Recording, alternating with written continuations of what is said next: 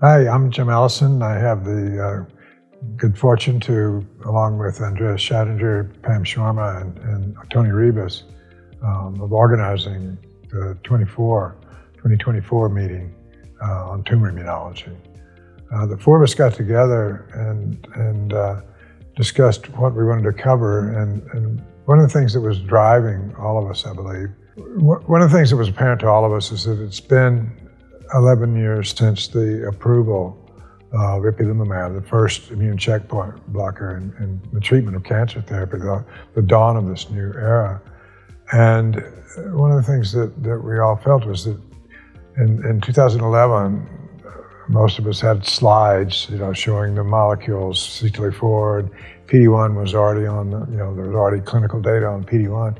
But all of us had a list of 8 or 10 more molecules that we felt that had been shown to have checkpoint-like activity in experimental systems, and that needed to be looked at and moved over.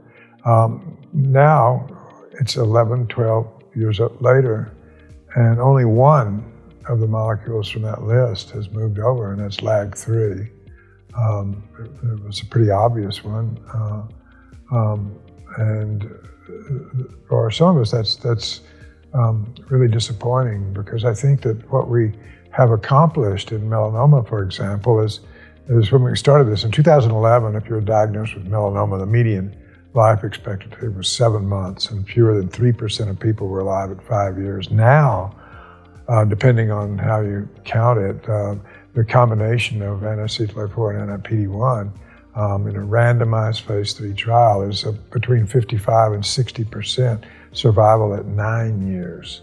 So an incredible accomplishment there. It's still not 100% though.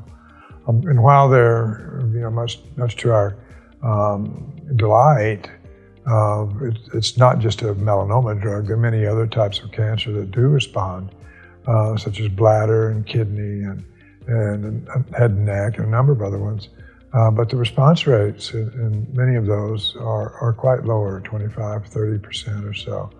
And they've been stuck there pretty much since. There are things that can be used to improve them. Biomarkers, for example, to enhance those that already have signs that they're making a response and pick those out. What that does is give you a higher response, but it means people that don't have those biomarkers perhaps aren't being treated. So it's not really helping you overall cure more people, which should be, the goal. And I think that if we look back on it, with wondering why that is, I think it's not necessarily the lack of knowledge about the biology of these molecules. It's a lack of, for some reason, the willingness to put two things together and just do exploratory stuff. And now that we've got neoadjuvant situation where you can go in, and this is something that was pioneered by Pam Sharma, pre-surgical neoadjuvant trial. Anyway, where you have tissue and you can see the effect of your treatment and see molecules come up. You can see that VISTA, for example, is induced by CTLA-4 treatment in prostate cancer. So, unfortunately, a lot of choices to what to treat patients with is based on TCGA analysis of archival biopsy specimens from untreated patients. And that's not the place to look necessarily for the next generation, the next combinations that are going to take us forward. The immune response, we know, is a very dynamic process, and when you take away one negative to push things out, it's going to compensate by turning on other negatives. I think that with CTLA-4 and PD-1, we probably have the two major checkpoints. CTLA-4 operates at priming, PD-1 on terminally differentiated effector cells.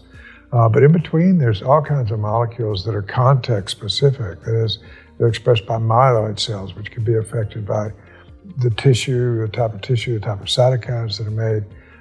We don't really understand all that much better than we did 10 years ago.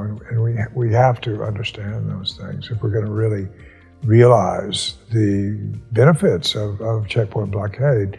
There's been noted things in the newspaper generally about cancer therapy and specifically about checkpoint blockade. So we need, another disruptive finding like ipilimumab, like CTLA-4 was in the 90s. That may be, who knows when a disruptive thing is going to come, but the fact is we got all kinds of targets that have come out of that discovery that are sitting there untested.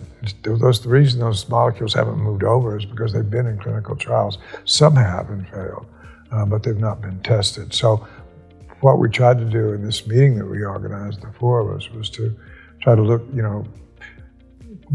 10 years, 11 years post-IPI, where are we?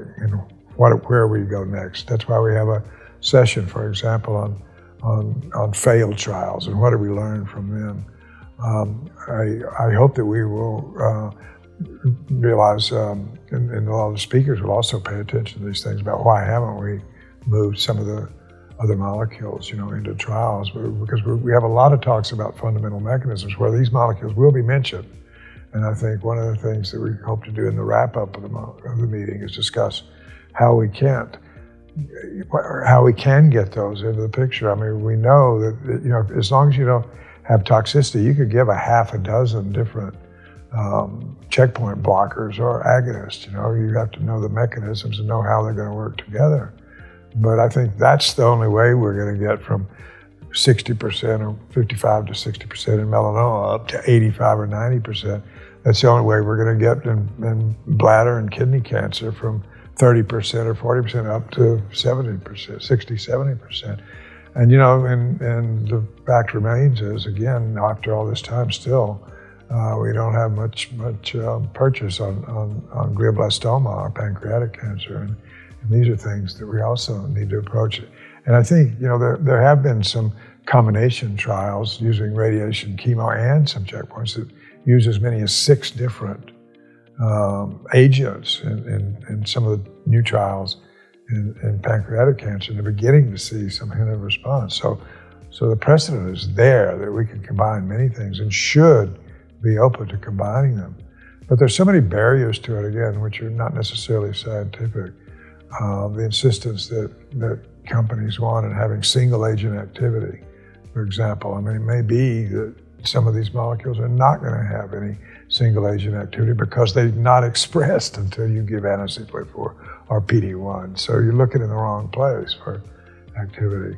It may be that some of these, we know that there are molecules that are induced in prostate cancer after treatment with anti-CTLA-4 that are not induced in melanoma after the same treatment. So there's going to have to be, more of I would say, first a tumor by tumor search for these things, and then finally it might be an individual that's going to be different. We just don't know enough now. But with the advent now in the last couple of years, with the amount of data that's coming out of these neoadjuvant trials, we ought to be seeing more of evidence of these things. And I hope that will be reflected in the talks that we have at our meeting, and where we can get together there and start talking about which of these should we put together to move the field forward and realize the curative possibility. That's the main thing.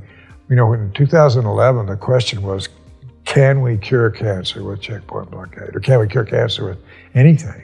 I mean, regularly. I don't mean the one-off that happens occasionally, but can we regularly cure large numbers of patients? And the answer is yes, we can. And I think many of us are optimistic that we can do even better if we just start doing the hard work now, the deep digging beyond these studies that have been done with the biggies, with CTLA-4 and PD-1.